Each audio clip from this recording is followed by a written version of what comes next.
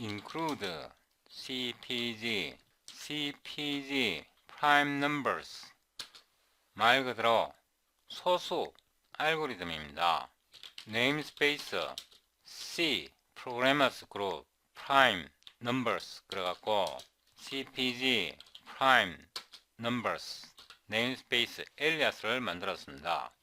여기서 CPN은요, CPG, prime numbers, namespace alias 이름입니다. 다시 Ctrl N 하고요. 이 함수에서 cpn, c prime, 롱롱,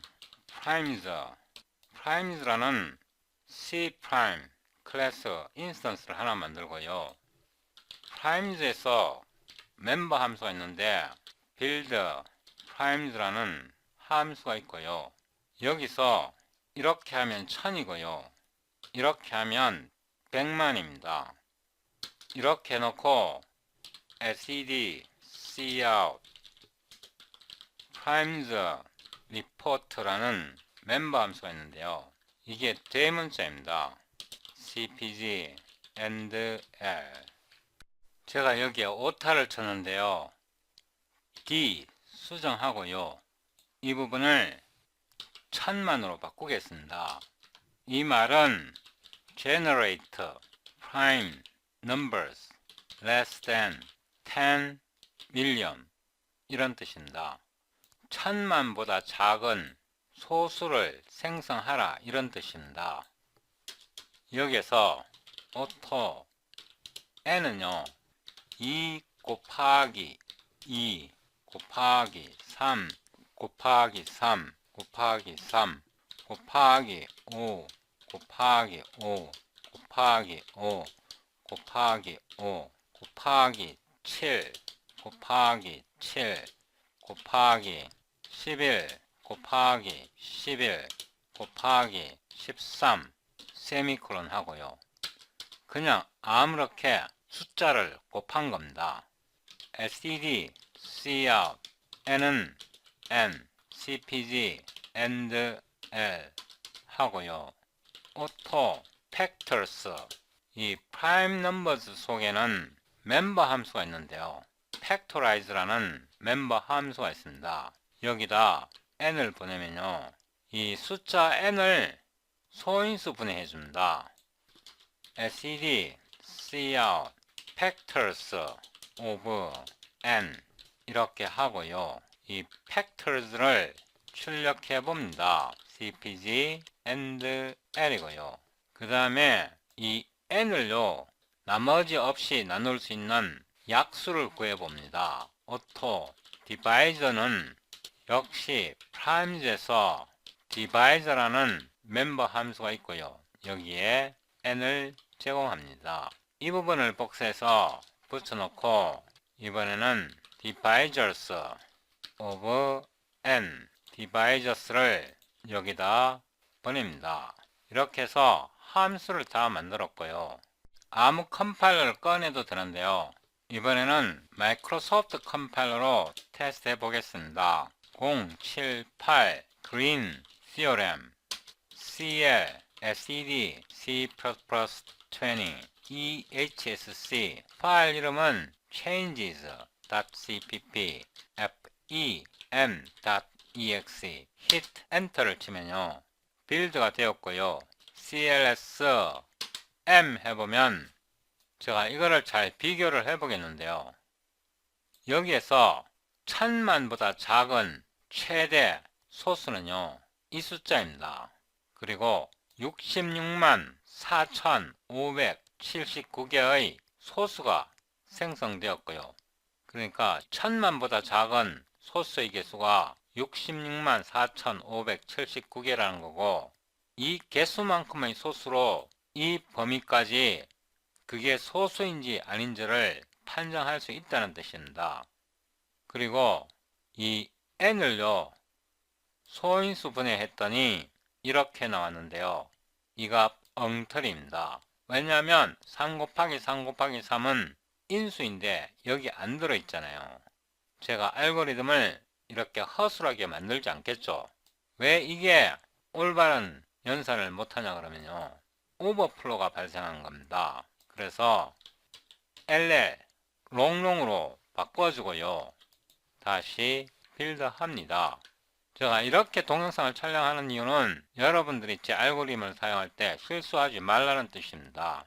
다시 빌드하고요, CLS M을 해보면요, 이제 무슨 숫자가 잔뜩 나타났는데, 이제 이거를 비교를 해보면요, 이러한 숫자가 주어졌을 때 이거를 소인수 분해하면 2의 제곱, 3의 3승, 5의 4승, 7의 2승, 11의 2승, 13 이렇게 소인수 분해된다는 거고요.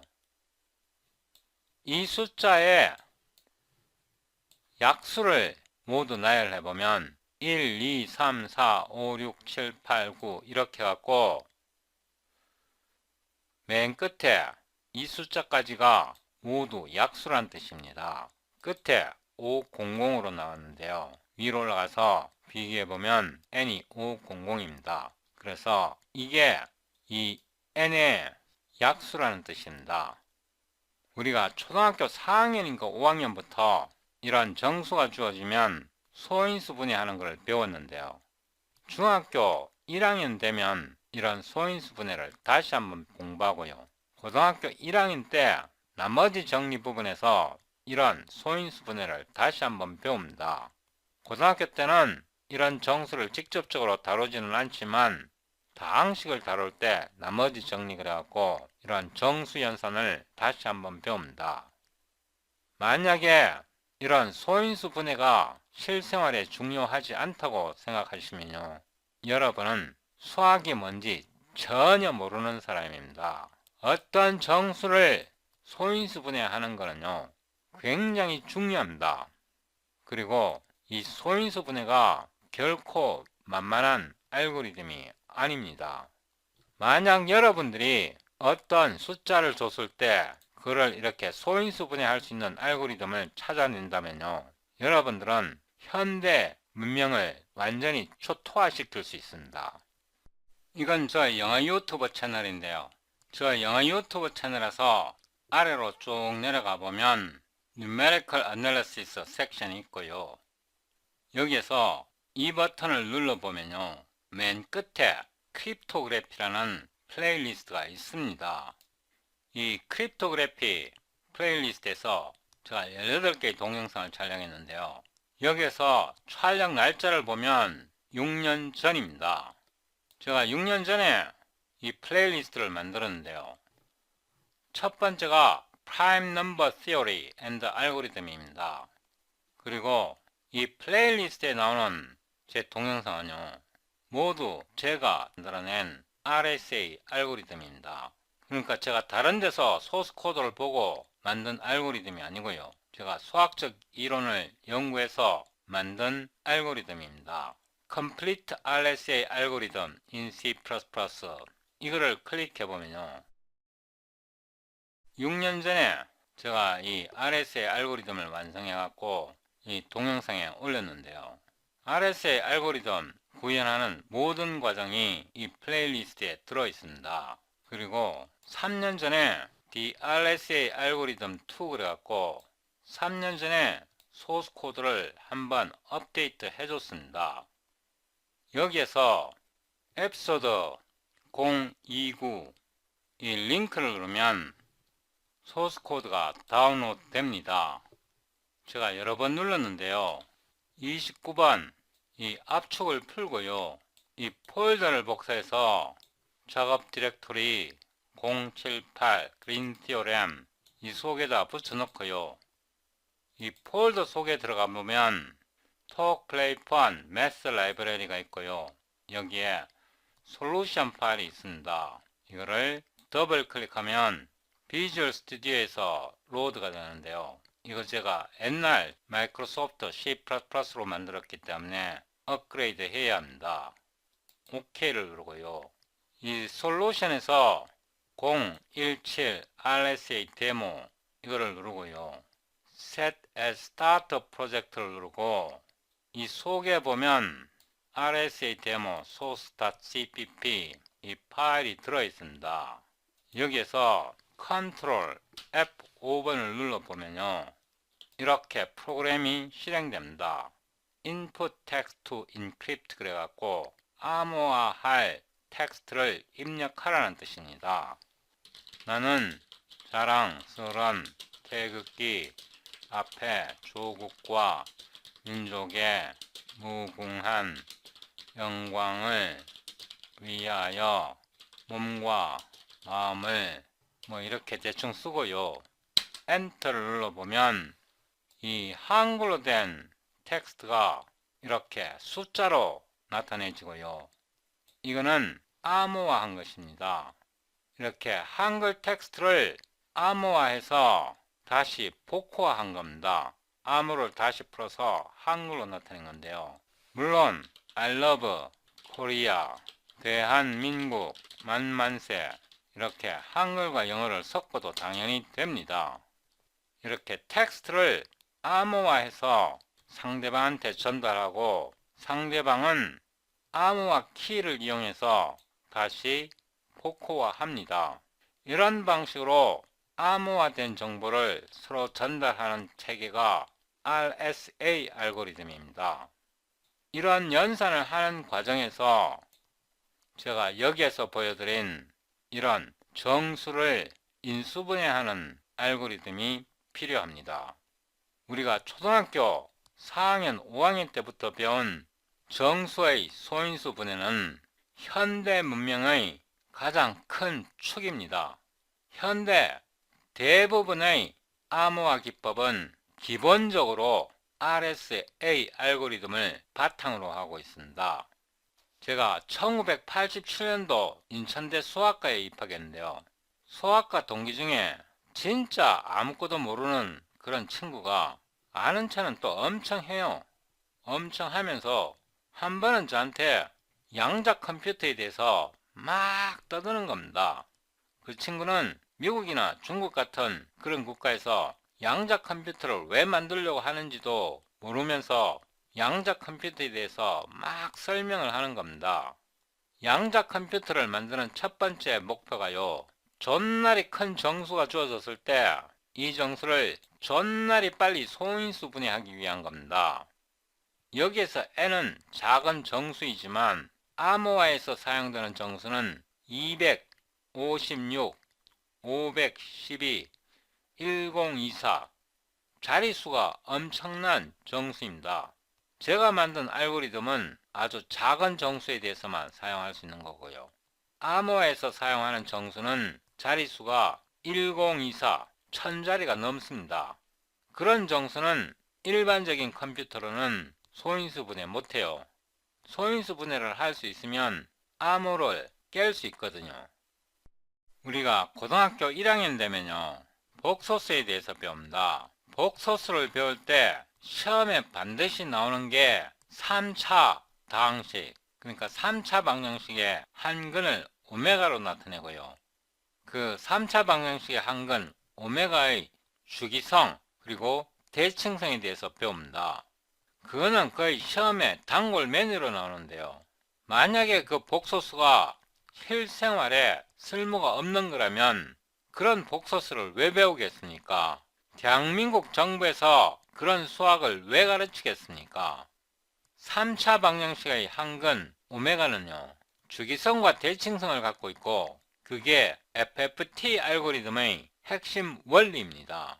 그래서 우리나라 고등학교 수학 교육을 잘 받으면 FFT 알고리즘을 이미 알고 있는 겁니다. 안녕하십니까, 제로원 김차입니다. 오늘은 2024년 4월 30일이고요. 지금 현재 오후 7시 27분입니다. 이거는 저희 유튜브 채널인데요. 아래로 쭉 내려가 보면 Functional Programming with CUDA and OpenGL 이 플레이리스트가 있고요. 이 플레이리스트에 보면 에피소드 013, 015, 016 그러니까 에피소드 013부터 015, 016에서 FFT 알고리즘을 어떻게 사용할 것인가 거기에 대해서 동영상을 촬영했었는데요. 제가 이 FFT 알고리즘을 이용해서 편미원 알고리즘을 만들었습니다. 오늘 FFT 알고리즘으로 어떻게 편미분 할 수 있는지 설명드리고요. 어떻게 미분 알고리즘을 만들 수 있는지 설명드리고요. 구체적으로 실제 코드를 보여드리겠습니다. 비주얼 스튜디오 코드를 실행하고요. 작업 디렉토리 OpenGL 쿠다를 열고 빈 폴더를 하나 만듭니다. 017 partial derivative 이 속에다가 partial.cu 새로운 파일을 하나 만듭니다. 컨트롤 V하고 웰컴 창은 닫습니다. 제가 여기에 링크를 붙여 놨습니다. 오늘 동영상을 따라오시려면 최신 C++ 라이브러리 익스텐션즈가 필요하고요. 제가 동영상 촬영하기 전에 업데이트된 라이브러리를 올렸습니다. 그리고 FFT 알고리즘 그 자체에 대해서는 별도로 설명드리지 않겠습니다. 우리가 고등학교 때 오메가의 성질 이런 거에 대해서 배웠었는데요. 이것만 알면 사실 FFT 알고리즘은 게임 끝입니다. 여기에 이 링크를 컨트롤 클릭해보면요. 검단고등학교 수학 오메가의 성질 그래갖고 강은선님께서 오메가의 성질에 대해서 자세하게 설명해 주십니다. 이 동영상을 보고 오메가의 성질만 배워도 FFT 알고리즘은 게임 끝입니다. 별 것 없습니다. 그래서 이 동영상을 열심히 시청하시고 오메가의 성질에 대해서 확실히 익히세요. 그리고 이 동영상에서 오메가의 성질을 이용해서 FFT 알고리즘을 실제로 어떻게 구현하는지 설명드립니다. 그래서 이 동영상을 시청하시고 FFT 알고리즘이 이런 거구나 이렇게 확실하게 감을 잡으셔야 합니다. 여기다가 include cex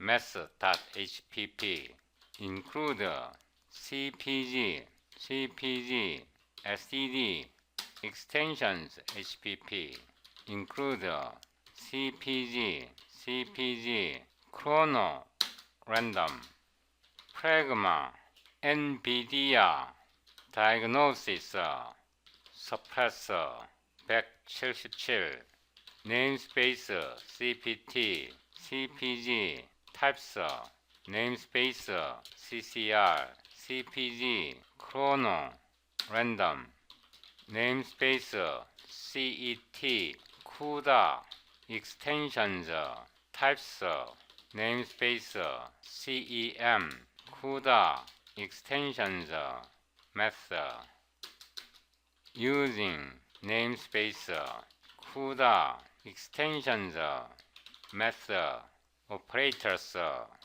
using namespace CUDA extensions method literals. 이번 동영상에서요, 어떤 함수 xyz 세 개의 파라미터를 받는 함수가 sin 2x 곱하기 코사인 3y 곱하기 z제곱 이런 식으로 주어졌을 때 이 함수 f를 이렇게 편미분 합니다. 그러니까 함수 f를 x에 대해서 두 번 편미분하고요, y에 대해서 두 번 편미분하고 z에 대해서 두 번 편미분하면 이 함수를 6차 편미분하게 되는 겁니다. 6차 미분하게 되는 겁니다. 그 결과를 손으로 풀어보면 이렇게 나옵니다. 이거를 손으로 푸는 게 중요한 게 아니고요, 수치 해석 알고리즘적으로 정확하게 푸는 게 목표입니다. 제가 그동안 5포인트 스탠실 또는 7포인트 스탠실, 9포인트 스탠실 이런 알고리즘을 이용해서 미분 알고리즘을 만들었었는데요. 문제는 이렇게 고차 미분으로 갈 때 5포인트 스탠실 알고리즘이나 7포인트 스탠실 알고리즘으로는 정확하게 계산할 수가 없습니다. 그래서 이거를 정확하게 계산하기 위해서 FFT 알고리즘을 이용해서 이런 편미분 알고리즘을 완성을 했습니다. 우선 이런 문제를 알고리즘적으로 어떻게 계산하는지 먼저 설명드리고요. 그 다음에 이 프로그램의 작동 원리를 설명드리겠습니다. 수학적인 원리를 설명드리고 그 수학적인 원리를 어떻게 확장시켜서 이런 식으로 만들어낼 수 있는지 설명드리겠습니다. 템플레이트, type name, 펑 type, type name, target, type, type name, arg, types, global, void, kernel, operation, func, type, f, target, type, d, arg, types, args, auto, tid, thread, idx, x, 더하기, block, idx, x, 곱하기, block, dim, x, auto, v는 이 함수를 사용자로부터 받아서 여기다가 args를 보내는데요. 이 args가 포인터로 들어옵니다. 그래서 tid 배열 형태로 호출해야 합니다. 여기서 tid는 thread id라는 뜻입니다. 이걸 인덱스로 이용해서 이 함수에다가 인수를 보내는데요. 이 인수가 파라미터 팩입니다. 그래서 팩을 풀어줘야 합니다. 세미콜론 하고요. 이 타겟이 D입니다.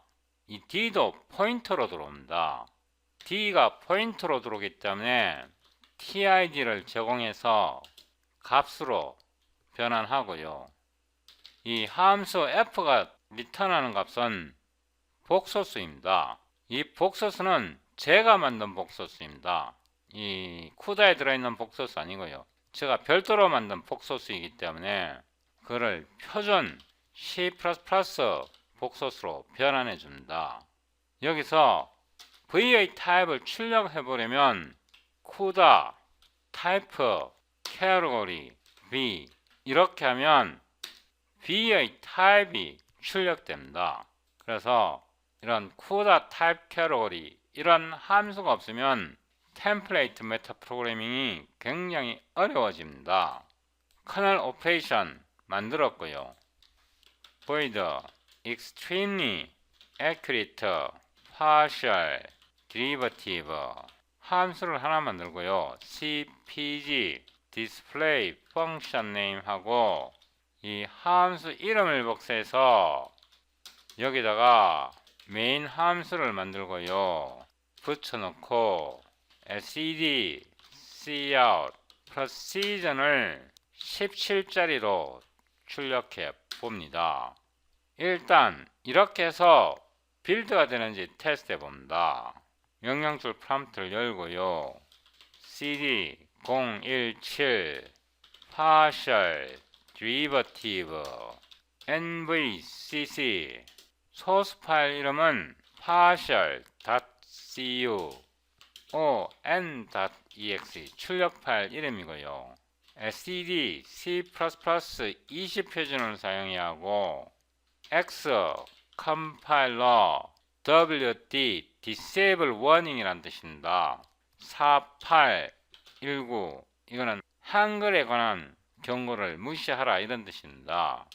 expt relaxed context for extended lambda 이렇게 해서 빌드해 봅니다. 여기에 경고가는 나왔네요. 일단 빌드가 되어야 하고요. 이 명령줄 프롬프트를 복사해서 여기다가 붙여놓고요. 이게 왜 작동을 안하죠? 이걸 제가 엉뚱한 걸 끌어들였네요. 이게 아니고 cpg std extensions.hpp 이 파일입니다. 이렇게 해서 다시 빌드 해보겠습니다. 빌드가 되었습니다. 이렇게 올바르게 빌드가 되어야 합니다. 제가 앞으로는 CPU 코드는 다 버리고요. 모두 GPU로 코딩할 겁니다. 막상 GPU로 코딩하려니까 모든 걸 처음부터 다시 만들어야 합니다. using T 더블로 놓고요. using CP LX STD complex T 이 STD는 C++ 표준에 들어있는 라이브러리입니다.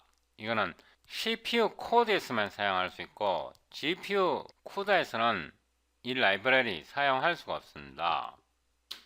using vector SED vector T고요. using C vector SED vector CPLX. 이 CPLX는 C++ 표준 복소스 클래스입니다. 이거는 CPU 코드에서만 사용할 수 있고 GPU에서는 사용할 수 없기 때문에 제가 CEM Complex라는 라이브러리를 새로 만들었습니다. Context for all rows 하나로 잡고요. 여러 개로 잡아도 됩니다. Context for all calls 32로 잡겠습니다. Context for all grid는 rows 곱하기 calls 이거요. SED, Cout, grid, CPG, NL, context for all A, B, C, 바이트 count는 이게 전체 엘리먼트 개수입니다. total elements count입니다. total element count 이렇게 하겠습니다. 그래서 전체 엘리먼트 개수에다가 size of t, 이 t는 여기에 정의된 type double입니다. vector A, grid, 엘리먼트 개수만큼 벡터를 초기화하고요. 복사하고 B, C, CPU 메모리를 할당을 했습니다. C, 벡터 D, grid, D는 C 벡터로 만들어졌고요. C 벡터는 엘리먼트가 CPLX이고 CPLX는 복소수입니다. 여기에서 context for all D, 바이트, count, grid 하고요.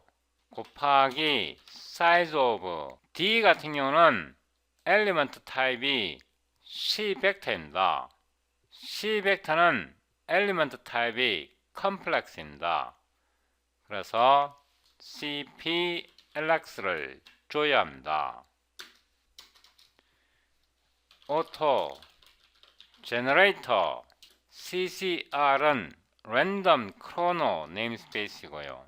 이 속에 random generator라는 클래스가 있고 t는 double이고 0.0에서 2파이까지 난수를 생성하라 이 뜻입니다. context for all 파이는 SED numbers phi v t 이렇게 해서 파이 값 3.14를 정의했습니다. CCR 속에는 random parallel 필이라는 게 있고요. A에다가 제너레이터로 값을 채우겠다는 뜻입니다. 그러니까 랜덤 값으로 A와 B와 C를 채웁니다. 이거를 출력해 봅니다. SED, Cout, A는 A, CPG, NL 복사해서 붙여놓고 B, C, and L 이렇게 해서 다시 빌드 해봅니다. CLS N 해보면 벡터 A에다가 0에서 2파이 사이에 랜덤 값으로 벡터 A를 채웠고요. 벡터 B도 랜덤으로 값을 채웠고 벡터 C도 랜덤으로 값을 채웠습니다.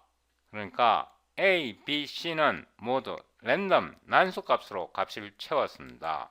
이거를 다시 실행해보면 실행할 때마다 다른 값이 나옵니다. A 같은 경우 3.76, 이 경우에는 3.56, 이 경우에는 1.61, 이 경우는 1.499 이렇게 실행할 때마다 다른 값이 나옵니다. 전혀 다른 값이 나옵니다.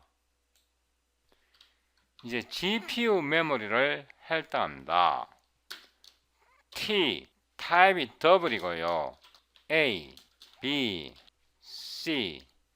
T는 타입 더블이고 CPLX, D는 더블형입니다. CPLX는 SCD 컴플렉스 T형입니다. 이거는 GPU 디바이스 메모리입니다.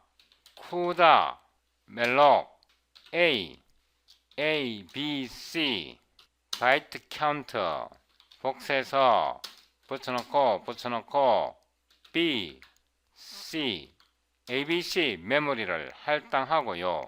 한 번 더 복사해서 붙여놓고 이번에는 D이고 D, 바이트 카운터 이렇게 해서 A, B, C, D, GPU 디바이스 메모리를 할당을 했습니다.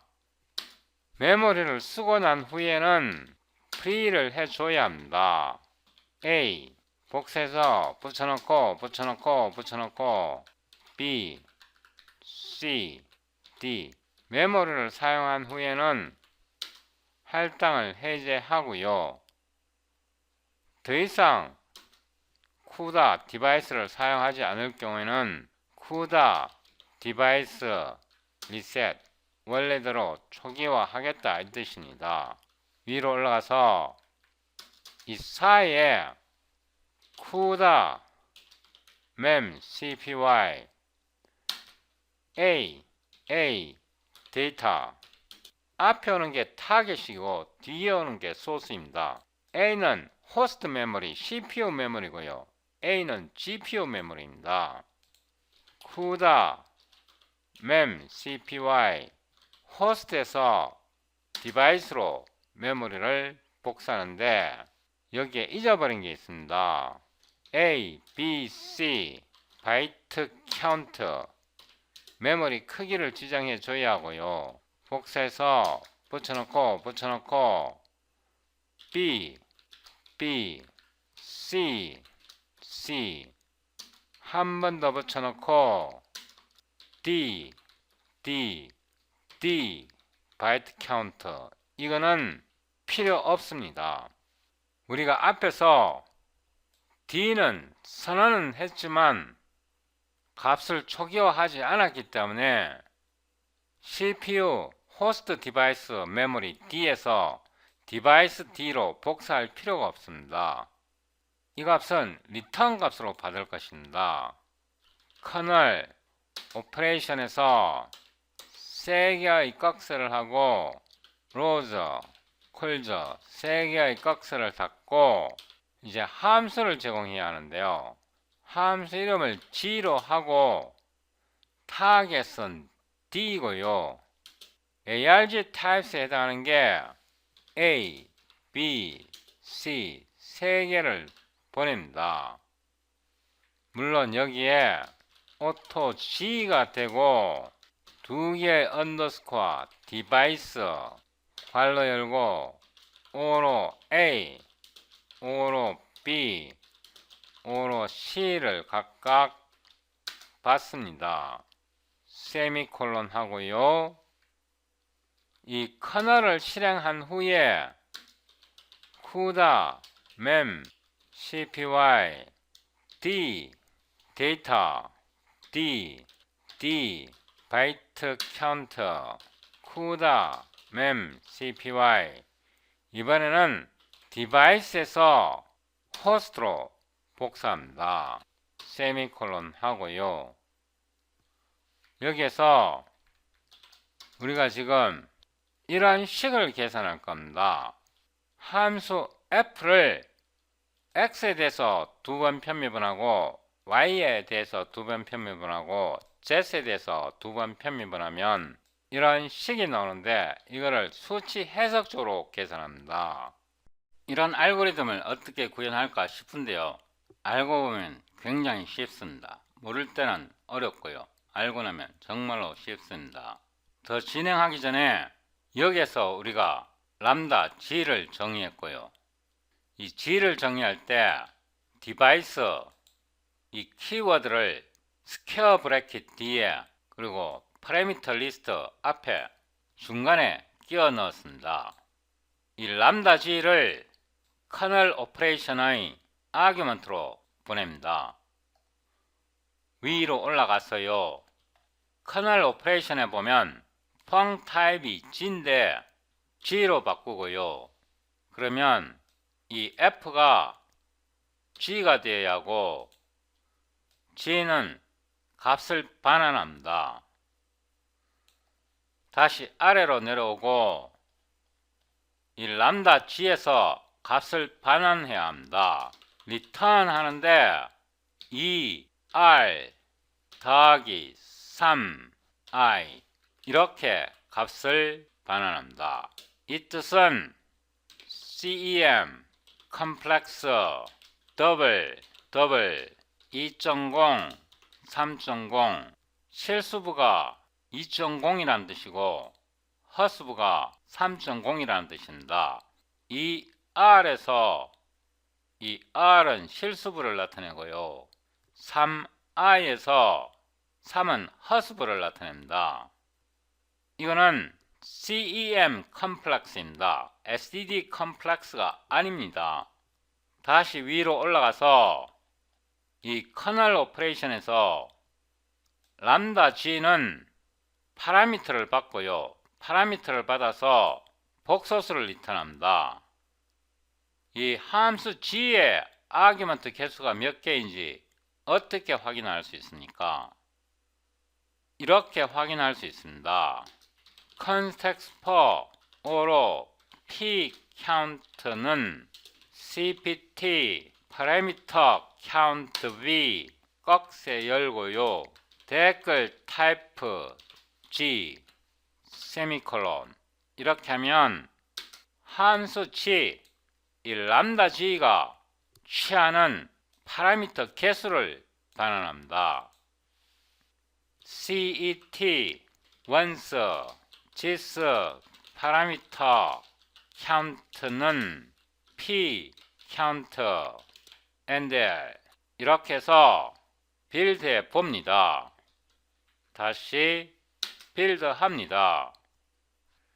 cls n 해보면요. g의 파라미터 개수는 3입니다. 그리고 g가 리턴하는 값은 v고요. 이 v의 타입은 CUDA extension method complex double 표준 복소수가 아닙니다. 여기에서 arg types args에서 arg types와 args 이 타입은 달라질 수도 있습니다.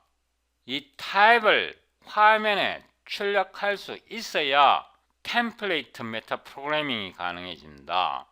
템플레이트 메타 프로그래밍이 가능해져야 펑셔널 프로그래밍이 가능해집니다. 펑셔널 프로그래밍이 가능해야 이런 알고리즘을 만들어낼 수 있습니다.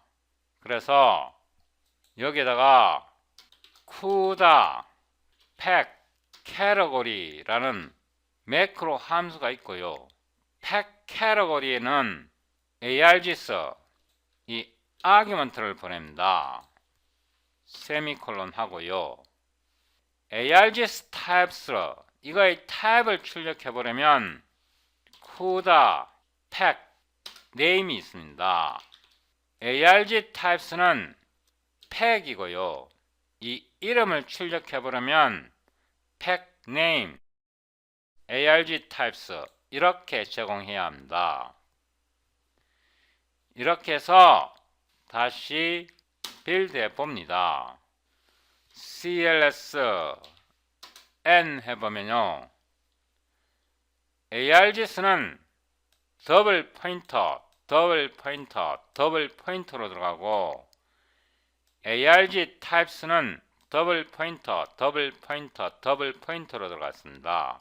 이 경우에는 모두 같은 타입입니다. 이렇게 템플레이트 메타 프로그래밍 할 때 이 타입을 알아내는 것은 굉장히 중요합니다. 그리고 이 함수 G에서요. 이렇게 하면 이 함수 G에 대해서 알아낼 수 있습니다. 여기다가 CUDA function name 하고요. 이 자체는 매크로 함수입니다. 이렇게 해서 다시 빌드 하고요. cls n 해보면 람다 이렇게 나왔습니다. 그래서 오토 세 개의 오토를 받고요. 여기에 앞에 나오는 이 람다는 람다 클로저 개체이고요. 그러니까 이 클로저 개체 속에는 펑션 콜 오퍼레이터, 이 관로 오퍼레이터를 펑션 콜 오퍼레이터라 그러고, 이 펑션 콜 오퍼레이터는 더블 세 개의 더블형 데이터를 취한다 이 뜻입니다. 이 전체는 펑션 콜 오퍼레이터, 이 멤버 함수입니다. 이 멤버 함수가 리턴하는 값이 오토로 나와 있습니다. 이러한 함수가 없으면 펑셔널 프로그래밍이 굉장히 어렵습니다. 이런 거는 C++ 표준에서 제공하지 않습니다. CUDA function name 위로 올라가서 parameter count v, CUDA pack category, CUDA pack name, CUDA type category, 그리고 하나 더 있습니다. CUDA type name. 예를 들어서 타겟 타입이 뭔지 알아보려면 CUDA type name을 사용해야 합니다. 이런 매크로 함수는 C++ 표준에도 제공하지 않고 CUDA에서도 제공하지 않습니다. 이걸 오른쪽 클릭해서 Go to Definition 해보면 cextypes.hpp 이 파일 속에 매크로로 정의되어 있습니다. 이거는 제가 만든 거고 CUDA에서 또는 C++ 표준에서 제공하는 그런 기능이 아닙니다. 이런 기능이 없으면 템플레이트 메타 프로그래밍 또는 펑셔널 프로그래밍 거의 불가능합니다. 아래로 내려오고요. 이제 이 함수 속에서 이거를 정의합니다. 이거는 disable 합니다. 이것도 disable 하고요. auto f는 람다인데 auto x, auto y, auto z, xyz 세 개의 파라미터를 받고요. 우리는 지금 이 함수를 정의합니다. return cem sin 2 곱하기 x 곱하기 cem cosine 3 곱하기 y 곱하기 z 곱하기 z. 여기서 cem은 제가 만든 함수입니다. 이 파일 속에 보면 Ctrl F, Auto, Sign 이렇게 보면 5번 정의가 되어 있다는 뜻입니다. 여러가지 오버로드 되어 있고요. 여기서 CPLX는 복소수란 뜻입니다. 위로 올라가서 보면 여기서는 숫자나 함수를 아규먼트로 받는다는 뜻입니다. 이런 거는 제가 만든 함수입니다. C++ 표준이나 CUDA에서 제공하는 라이브러리가 아니고 제가 이 클래스를 만들어서 이렇게 이런 함수를 정의해 놓은 것입니다. 다시 일로 돌아오고요. 지금까지 이 함수를 정의했고요. 이거를 손으로 미분합니다. auto a df는 다시 람다이고요. auto x, auto y, auto z curly 브레이스 열고 닫고 이거를 6으로 변경합니다. 그러니까 이런 함수가 주어지면 이 함수를 x에 대해서 2번, y에 대해서 2번, z에 대해서 2번 편미분 하게 되면 return 72 곱하기 cem sin 2 곱하기 x 곱하기 cem cosine 3 곱하기 y 이렇게 됩니다. 이 식입니다. 이 식입니다. 세미콜론 하고요. 이 식을 손으로 미분하면 이렇게 된다는 뜻입니다. 이거를 이제 알고리즘으로 미분합니다. 여기에서 en, um, underscore x, underscore y, underscore z 세미콜론 하고요. 이 xyz은 이 파라미터의 순서를 나타낸다. underscore x, underscore y, underscore z는 이 람다 함수의 파라미터 순서를 나타낸다. 그리고 여기에서 연산자를 만듭니다. context per로 drv, opr 아무렇게 만듭니다. drv 이 자체는 함수입니다. 이 꺽쇠 속에다가 wrt 하면 with respect to라는 뜻입니다. underscore x 하면 x에 대해서 미분하는데 2번 미분하겠다는 뜻입니다. 그리고 32개의 점을 사용하겠다 이런 뜻입니다. 어떤 함수에 대해서 변수 x에 대해서 미분을 하는데 2차 미분, 2번 미분하겠다는 뜻이고요. 점을 32개 사용하겠다는 뜻입니다. 이거를 복사해서 앞에다가 붙여놓고요. 이번에는 y에 대해서 2번 미분하겠다는 뜻입니다. 이거를 다시 한번 복사해서 붙여놓고 이번에는 z에 대해서 2번 미분하겠다는 뜻입니다. 이 drv 함수는 미분 연산자를 만들어준다. 아니면 제가 이 이름을 diff 이렇게 연산자를 만들었습니다. auto n df6는 우리가 지금까지 만든 거는 연산자입니다.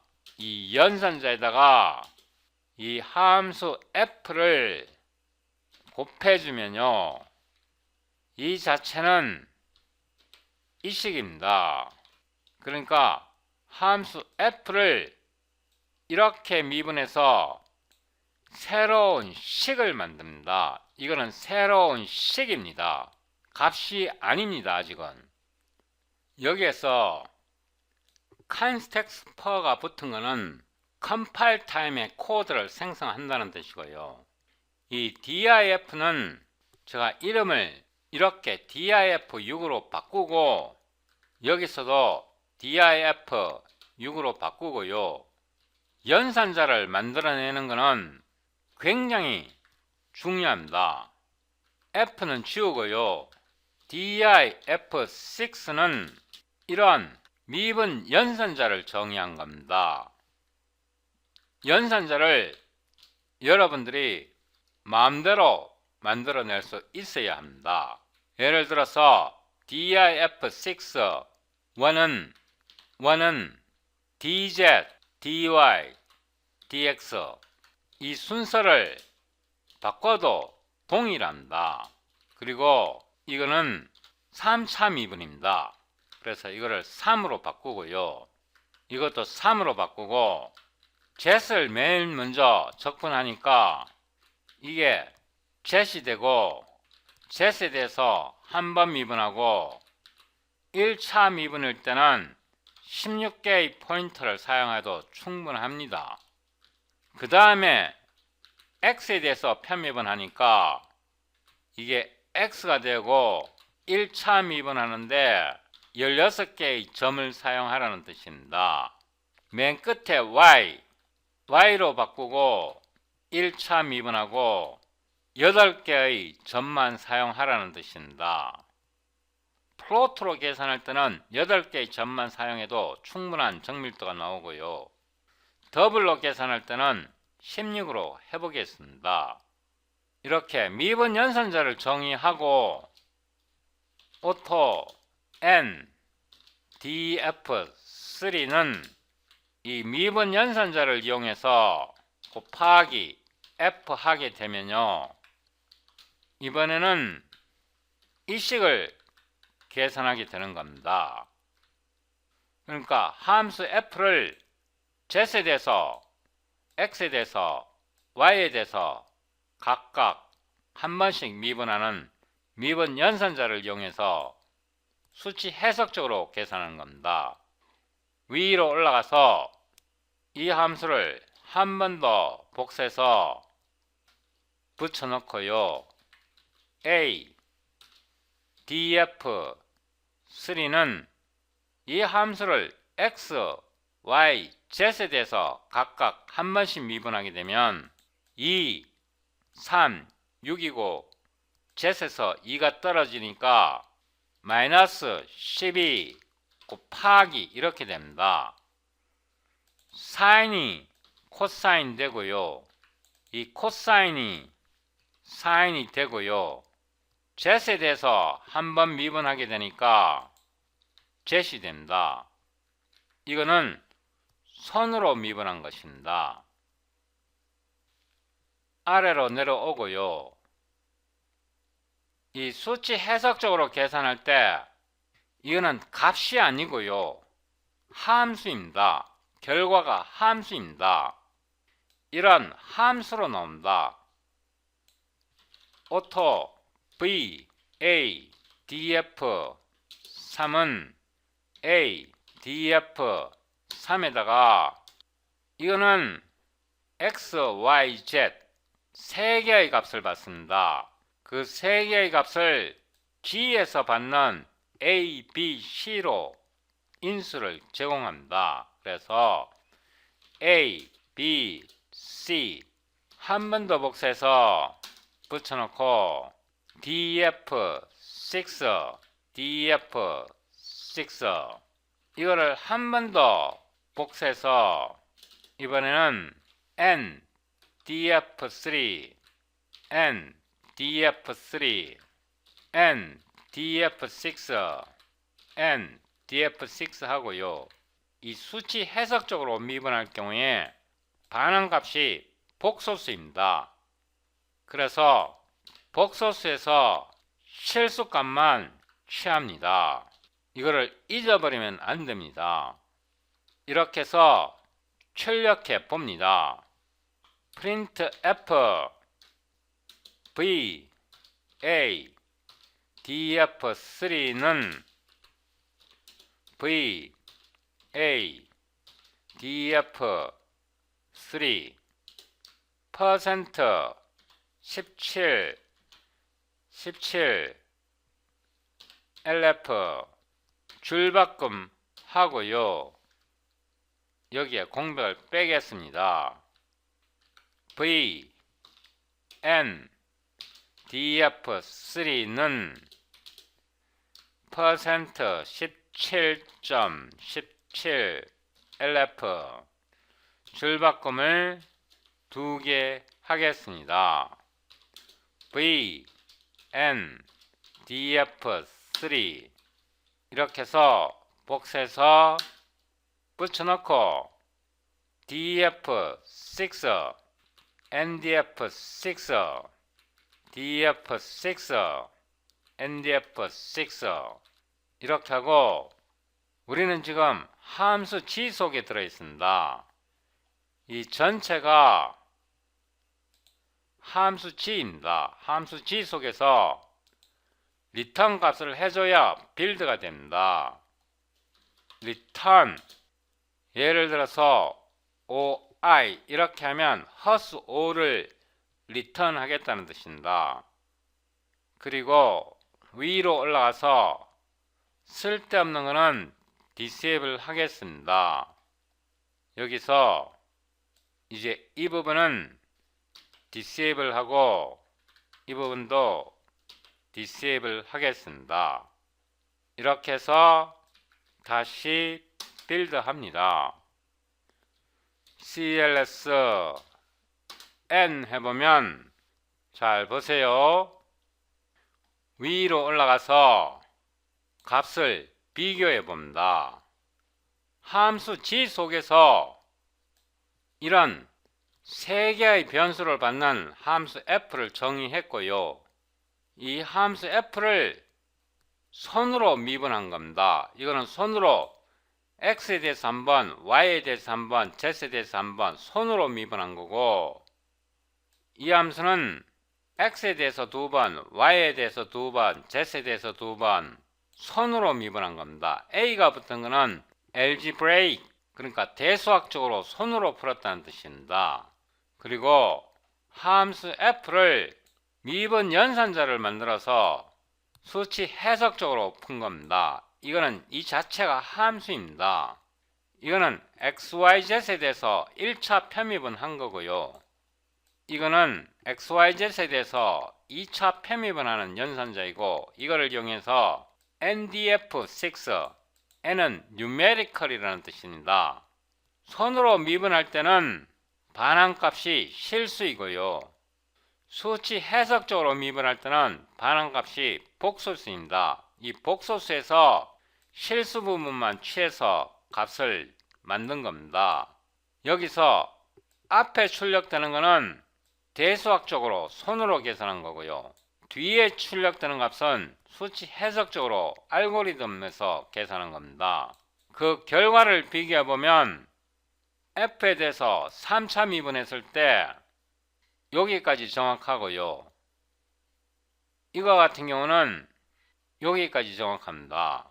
한 자리, 두 자리, 세 자리, 네 자리, 다섯 자리, 여섯 자리, 일곱 자리까지 정확하고요. 여기에서 16개의 포인트를 사용했습니다. 이거를 32자리로 바꿉니다. 32자리로 바꿔서 다시 빌드 합니다. 그러니까 사용자가 정밀도를 조절할 수 있다는 뜻입니다. cls n 해보면요, 이번에는 정밀도가 여기까지 정확합니다. 17, 16, 15, 14자리까지 정확합니다. 여기에서는 여기까지 정확합니다. 17, 16, 15, 14, 13, 12째 자리까지 정확합니다. 이거는 3차 미분입니다. XYZ에 대해서 각각 한 번씩이고요. 아래로 내려가서 보면 이거는 6이고요. 이 경우에도 여기까지 정확합니다. 17, 16, 15, 14, 13제짜리까지 정확합니다. 아래로 내려가서 더 확인을 해보면 대부분 13제짜리 아니면 12제짜리까지 정확합니다. 이게 6차 미분입니다. 6차 미분인데 12자리 또는 13제짜리까지 정확합니다. 기존에 제가 알고 있던 방법으로는 이런 게 불가능합니다. 제가 지금까지 설명드린 내용은요, 알고리즘을 어떻게 근본적으로 이용하는가이고, 여기에서 파생된 편리한 기능은 굉장히 많습니다. 예를 들면 FFT 알고리즘으로 테일러 시리즈를 생성하게 되면요, 미분 방정식은 게임 끝입니다. 정말로 게임 끝입니다. 제가 여기다가 principle.txt 파일을 하나 만들고요, 철자를 잘못 썼습니다. principle Ctrl B 하고 우선 FFT 알고리즘을 확실하게 이해하셔야 합니다. 사실은 우리가 고등학교 1학년 때 오메가의 성질을 배우면서 FFT 알고리즘의 핵심 원리를 이미 다 배웠습니다. 이 고등학교 때 배우는 오메가의 성질이요, FFT 알고리즘의 핵심 원리입니다. 오메가의 대칭성과 주기성을 이용하는 게 FFT 알고리즘이고 그거를 코드로 나타낸 게 터키 쿨리 알고리즘입니다. 극하열간에 고등학교 때 배웠던 복소수 근의 오메가가 FFT 알고리즘의 핵심 원리입니다. 오메가의 성질을 모르면 FFT 알고리즘 아무리 설명해도 알아듣기 어렵습니다. 어떤 일변수 함수가 있는데요. 이 일변수 함수를 B0 더하기 B1t 더하기 B2t 더하기 t의 제곱입니다. 이런 식으로 근사시킬 수 있습니다. 함수 f는 하나의 파라미터 t를 받는 임의의 식이고요. 이 식을 다항식으로 근사시킵니다. 이거를 식에 따라 무한한 항으로 나타낼 수도 있고요. 대학 1학년 때 이런 걸 배웁니다. 이거를 테일러 시리즈로 이렇게 나타낼 수 있습니다. 이 식과 이 식은 같은 식입니다. C가 0이 되면 이 식이 됩니다. 이거를 테일러 시리즈라고 대학교 1학년 미적분학 시간에 배웁니다. 이 식에서 t를 x 더하기 c로 나타내고요. 이 식에다가 t자리에다가 x 더하기 c를 대입합니다. t자리에다가 x 더하기 c를 대입하고요.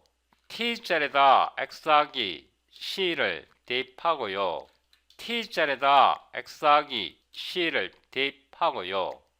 개수를 A0, A1, A2, AN으로 변경합니다. C 빼기 C, C 빼기 C, C 빼기 C, C 빼기 C는 소거가 되고요. C 빼기 C를 소거하고 나면 이런 식이 됩니다. 이 식을요, 하버의 공식으로 나타내보면 이렇게 되고요. 이 식을 n번 미분하면 이렇게 표기합니다. 그러니까 어떤 식을 n번 미분한 겁니다. 이렇게 n번 미분할 경우에 이 식을 풀어보면요, 이런 식으로 나옵니다. n 곱하기 n-1 쭉쭉 가다가 1까지 가고 곱하기 an이 되고, 그 다음 항은 n 더하기 1 곱하기 n-1 쭉쭉 가다가 2까지 곱해주고 곱하기 x의 1승이 되고요. 그 다음 항은 n 더하기 2 곱하기 n 더하기 1 곱하기 n 쭉쭉 가다 3까지 가고 곱하기 x의 제곱이 되고요. 이 식을 n번 미분하게 되면 이런 결과가 나옵니다. 이 식에다가 x자리에 0을 대입합니다. 이 식에다가 x자리에 0을 대입하고 나면 이게 0이고요. 이게 0이고 x가 0이 됩니다. 그래서 이 부분은 모두 0으로 날아가고 이 식만 남습니다. 0은 제외합니다. 이 식에서 n 곱하기 n-1, 1까지는 이 부분은 n 팩토리얼이 되고 곱하기 an이 달라붙습니다. 그래서 함수 f를 c에서 n번 미분하게 되면 이런 관계식이 만들어진다. 이 관계식에서 if we can evaluate an, 우리가 an을 계산할 수 있다면 then we can work out this value입니다. 그러니까 an을 계산할 수 있으면 함수 f를 n번 미분했을 때 그 도함수의 값을 계산할 수 있는 겁니다. 문제는 이 an을 어떻게 계산하냐가 관건입니다. 지금부터 AN을 어떻게 정확하게 계산하는지 설명드립니다. 여기에 demarcation 하고요. How can we evaluate AN accurately and efficiently? AN을 어떻게 정확하게 효율적으로 계산하느냐가 문제입니다. 이 문제를 설명하기 전에요. 저는 지금까지 일변수에 대해서 설명했습니다. f of x 플러스 c를 아래로 복사해 오고요. 이 함수는 이렇게 근사시킬 수 있다고 말씀드렸습니다. 이거는 일변수 함수이고요. 이거를 다변수 함수로 확장합니다. 이 경우에 y와 z은 상수로 고정시켜 버리고 나면 이 식입니다. 이거를 복사해서 이번에는 x를 고정시키고요. y를 변수로 두고 x와 z를 고정시켜 버리면 b0, b1, b2, bn이 되고 x 자리에 y1, y2, yn승이 됩니다. 이번에는 x와 y를 특정 상수로 고정시키고 z를 변수로 둡니다. c0, c1, c2, cn이 되고 y자리에다가 z를 넣습니다. 이렇게 풀어내고 보면 y와 z를 고정시켜 버리면 x에 대한 다항식이 되고요. x와 z를 고정시켜 버리면 y에 대한 다항식이 되고요. x와 y를 고정시켜 버리고 나면 z에 대한 다항식이 됩니다. 이게 뭘 의미하느냐 그러면 일변수 함수에서 이 개수 an을 계산할 수 있으면 3변수, 4변수, 5변수, n변수에 대해서도 미분계수를 모두 계산할 수 있다는 뜻입니다. 한마디로 1변수에 대해서 an을 계산할 수 있으면 다변수에 대해서도 미분계수를 다 계산해낼 수 있다는 뜻입니다. 이게 확장성입니다. 수학을 공부하면요, 우리가 확장성을 볼 수 있는 눈이 생깁니다. 확장성은 extensibility라고 제가 대충 이름을 만들겠습니다. 수학을 공부하게 되면 확장성을 볼 수 있는 눈이 생기고요. 물리학을 공부하면 대칭성을 볼 수 있는 눈이 생깁니다. 수학을 공부하게 되면 확장성을 볼 수 있고 물리학을 공부하게 되면 대칭성을 배울 수 있게 됩니다. 예를 들어서요, 중력장을 공부하고 나면 그 중력장에 있는 포텐셜 이론을 전자기장에 그대로 적용할 수 있습니다. 물론 중력장과 전자기장은 전혀 다른 개념이긴 하지만 거기에 녹아있는 원리, 즉 포텐셜 이론은 동일합니다. 수학을 공부해보면 1변수 미분법을 배우면 다변수 미분법으로 확장시킬 수 있고요. 1차 미분을 배우면 2차, 3차, 고차 미분으로 확장시킬 수 있습니다. 그게 확장성입니다. 컴퓨터 알고리즘을 배우면 확장성, 대칭성, 주기성, 반복성, 회귀성 이런 모든 종합 패키지를 배우게 됩니다. 그래서 수학과 물리학과 컴퓨터 프로그래밍을 한꺼번에 배우게 되면 완전한 하나의 패키지가 됩니다. 다시 위로 올라가서요, 이 식에다가 z에 n승은 1로 놓고요, 여기서 n은 2의 지수성으로 나타낼 수 있어야 하고요. 그래서 n은 1, 2, 4, 8, 16 이렇게 나타내야 알고리즘 만들기가 편합니다. 이 식은요, n개의 근을 갖게 됩니다. 그 n개의 근을 오메가로 표시하고요. 이 오메가는 n분의 2파이 i로 나타낼 수 있습니다. 제가 이 j 대신에 k를 쓰겠습니다. 그러면 k가 되고요. 여기서 i는 헛수를 나타낸다. k는 0, 1, 2 쭉쭉쭉 n-1까지 간다. k가 0에서부터 시작해서 n-1까지 가니까 총 n개가 되고 젯의 n승은 1, 이 식의 근은 n개가 된다. 이거는 총 n개입니다. 이 근을 오메가라 부르고 이 오메가의 성질을 검단고 수학에서 오메가의 성질을 배우고 이게 고등학교 1학년 과정에서 나옵니다. 이 오메가는 주기성과 대칭성을 갖고 있습니다. 오메가의 주기성과 대칭성을 이용하면 어떤 식에서 개수 A0, A1, A2, AN을 쉽게 계산할 수 있습니다. 그러면 이 식에다가 오메가를 대입합니다. 끝에 이 부분은 날려버리고요. X자리에다가 오메가 제로를 대입합니다. 이렇게요. 그러면 여기에도 오메가 제로가 되고요. 여기도 오메가 제로가 되고요. 여기도 오메가 제로가 된다.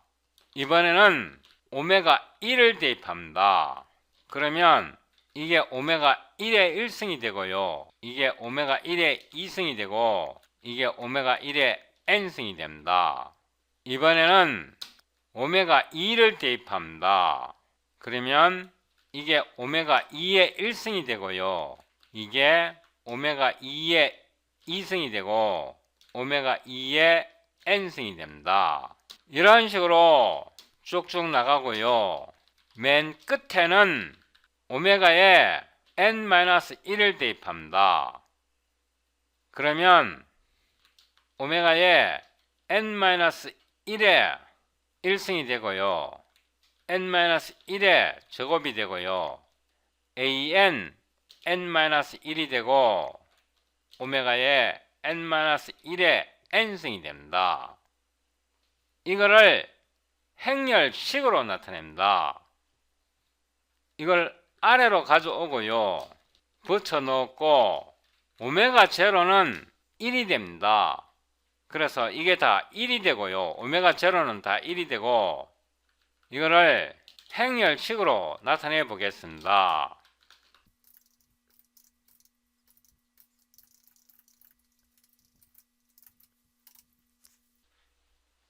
여기에 이 식을 행렬로 나타내면 이렇게 되고요. 여기서 오메가 제로는 1입니다. 그래서 1, 1, 1 이런 식으로 식이 나오고요. 이거를 행렬식으로 F는 M, A 이렇게 나타냅니다. 이 F는 F 오메가 제로 더하기 C, F 오메가 1 더하기 C 왼쪽 열을 나타내고요. 이 M은 여기서 이 행렬식을 나타낸다. 그리고 A는 개수 A0, A1, A2, AN-1을 나타내고요. 여기서 AN을 계산하려면 이 행렬식에다가 양변에 M 인버스 매트릭스를 곱해줍니다. 이 식에서 M 인버스와 M을 곱하면 단위 행렬 I가 되고요. 이 식은 다시 A가 됩니다. 다시 말해서 A는 M 인버스 F가 됩니다. 이렇게 하면 A, 즉 A0, A1, A2, AN을 계산할 수 있게 됩니다. 여기서 이 행렬 엘리먼트를 오메가로 쓴 이유는 역행렬을 신속하게 계산할 수 있기 때문에 이 오메가를 사용하고요. 오메가로 나타냈지만 이 A를 신속하게 계산하는 알고리즘이 FFT 알고리즘입니다. 이 이론은 이 동영상에서 설명했습니다. 그래서 개수를 나타내는 A, A0, A1, A2, AN-1을 신속하게 계산할 수 있으면 어떤 식에서 개수 A0, A1, AN을 계산할 수 있기 때문에 위에서 AN의 값을 알기 때문에 도함수를 계산할 수 있는 겁니다.